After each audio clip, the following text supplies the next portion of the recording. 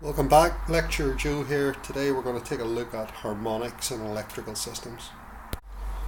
So here we have a single phase AC supply, 50 Hertz, and we've got two circuits that we can connect to this supply. Over on the left we have just a resistor, and over on the right we've got a bridge rectifier circuit with a capacitor in it. Now this AC supply is sinusoidal, so if we start up our simulator and we take a look at the voltage, I'll just enlarge this a little bit for you and speed it up. We can see that it's a sine wave voltage.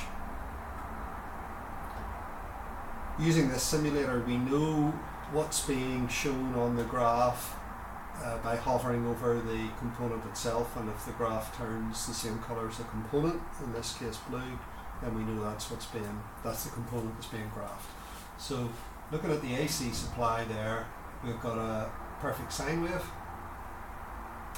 and these two resistors just represent the resistance of the supply itself, or the supply itself combined with the resistance of the supply line. So perfect sine wave, just as we'd expect. So let's connect on this resistive circuit. We'll get rid of that graph. We'll switch on, and we can see the little dots here that represent the current flow show you the current flowing back and forward through the resistive load. And if we take a look at the current flow,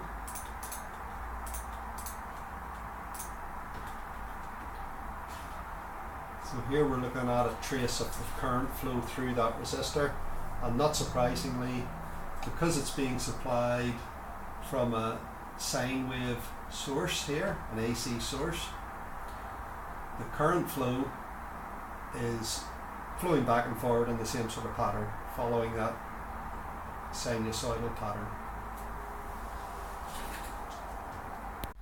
So that's all just as we would expect. So let's disconnect this circuit on the left and connect the circuit on the right, which is a rectifier circuit that has a smoothing capacitor on it. And we'll get rid of this graph, and let's run that. Now here you need to pay close attention to the yellow dots that represent the current flow. And what you'll notice here is that the current flow here into the circuit, in and out of the circuit, continually stops. You see we get this pattern here where the current flows in and then pauses for a period. Now we can look at that current flow if we hover over the resistor here and say view in scope and take a look at just the current, and we'll speed it up a little bit. We can see that stopping taking place here. So here's the current rushing in, and then there's quite a long period here, relatively speaking, a long period where there's no current flow. And we can see that on the animation here with the dots that represent the current flow. The current flows in and pauses for a period before it reverses to come out, flow out again. If you look at the operation of this circuit, we can see why that is.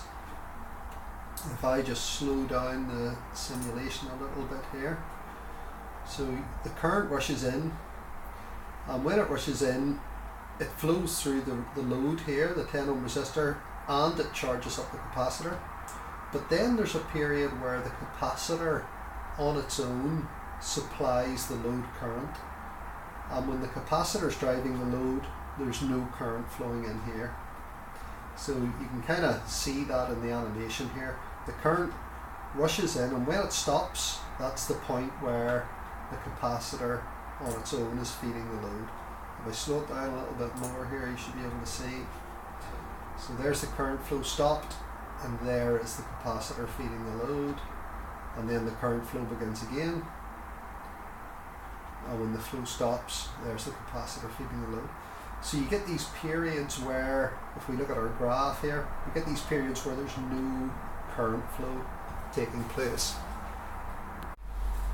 Now you may think, so what? Well, these lines here that represent the resistance of the supply itself, they're going to develop some sort of voltage drop. You get voltage drop from all supplies and in the lines and in the cables that come from that supply. So we're going to get some sort of voltage drop through these two 1 ohm resistors. And now it's going to be the case that the voltage drop occurs in lumps, because the voltage drop is due to the current flowing, and the current is now flowing in these kind of lumps rather than a smooth sine wave. So that means we're going to get a voltage drop that looks in a similar pattern to this.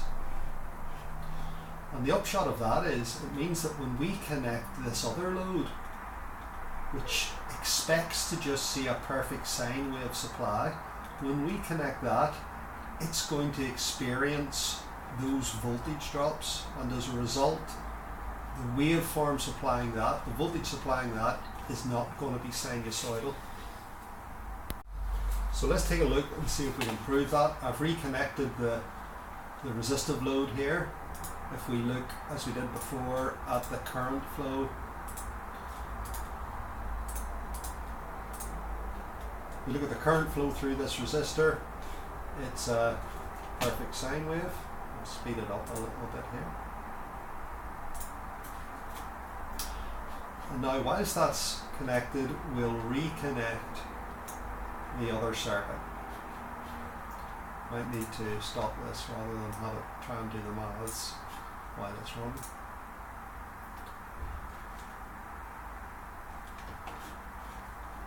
And this is the effect that we get. Now that we've this circuit connected as well as this circuit, the voltage being supplied to the circuit on the left is no longer a sine wave. We get this bizarre kind of triangle-y square wave voltage.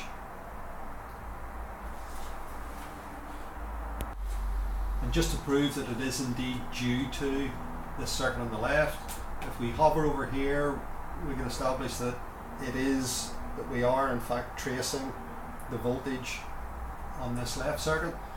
If we disconnect the circuit on the right, then the voltage present here on the left is a sine wave again. So it turns out that this circuit on the left, which expects to be supplied with a sine wave voltage, doesn't receive that whenever the circuit on the right is connected to the same electrical supply. Once this non-sinusoidal circuit, this bridge rectifier circuit, is connected, it has an effect on the supply which is seen by the circuit on the left. And it's because this circuit on the right pulls the current in chunks, in lumps, and then has periods where there's no current flowing, and that has the effect of causing an unusual voltage drop in these supply lines, and that has the effect of giving you this strange voltage present across the circuit on the left. Once more, if we disconnect the circuit on the right, we see that the resistive circuit on the left is back to experiencing a true sine wave again. So the question then arises, what's the effect on this circuit over on the left of having it supplied by this unusual waveform, this waveform that looks more like a square wave than a sine wave? Well, that rather depends on what this circuit on the left is. I mean, this circuit on the left could be a lighting circuit, an electric motor circuit, and the effects rather depend on what the circuit is. But we're going to have to look at what this strange sine wave, this strange waveform here is made up of. because that is where these harmonics are present. So in the next video we'll look a little bit closer at these strange waveforms and see where the term harmonic comes in.